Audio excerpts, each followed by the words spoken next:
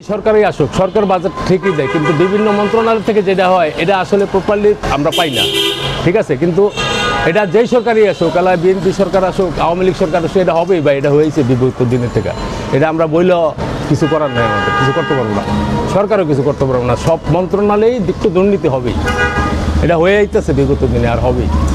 আওয়ামী লীগ আমলে তো আমরা বাজেট এত ভালো বেশি ছিল, 4 ভাগের তো 3 ভাগ ছাইড়ে দিয়েছে, 1 ভাগ ধরছে। তাহলে নতুন সরকার আইছে, এরা যদি আমরা সুযোগ সুবিধা অনেকটা পাবলিক হয়ে আমরা না দিই, তাহলে সে কি আগে দাঁড়াবো? আজকে যদি এ সরকার আমরা পাল্টাই দিই, কালকে ওই সরকার আহে, তাহলে হ্যাঁ কী করবো? সে কী করবো? সে তো মনে হলে না এত কঠিন হইতে পারে। ওসম কী করবেন?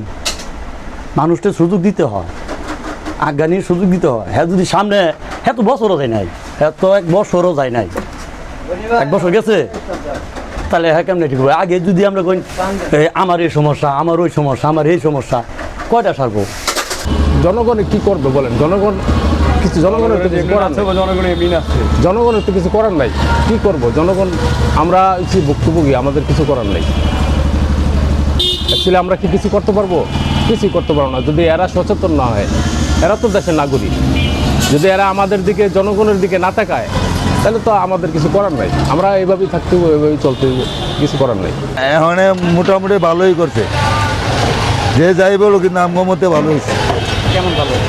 এখন দ্রব্য উন্নয়নের দাম একটু কমাইবো, আগের থেকে বাজেট কমাই দিছে এই, কিন্তু সিগারেটের দাম বাড়াইছে, ঠিক আছে, সিগারেটের দাম, এর দাম বাড়াইছে, ঠিক আছে, সিগারেটের দাম বাড়ানোর দরকার আছে। এটা না খাই, এটা খারাপ জিনিস, এটা না খাওয়াই ভালো, এটার আরও বাড়াক।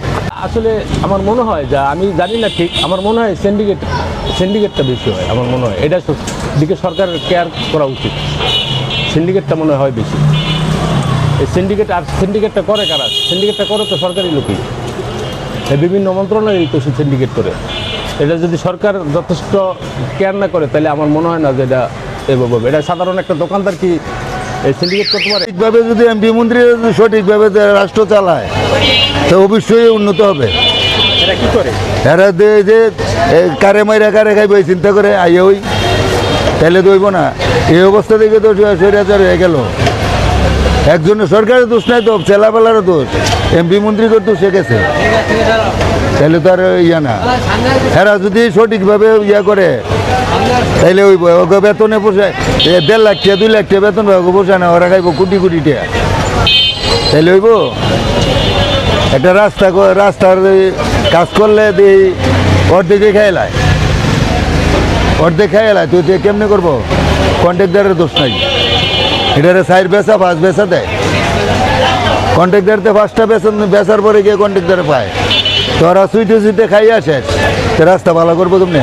অতীতে যে সরকার ছিল, সরকার পতন হয়েছে, এই সরকারও যদি এরকম হয়, পর্যায়ক্রমে হইতেও পারে। জনগণ যখন খেপে যাবো, তখন এই সরকারও পতন হইতে পারে,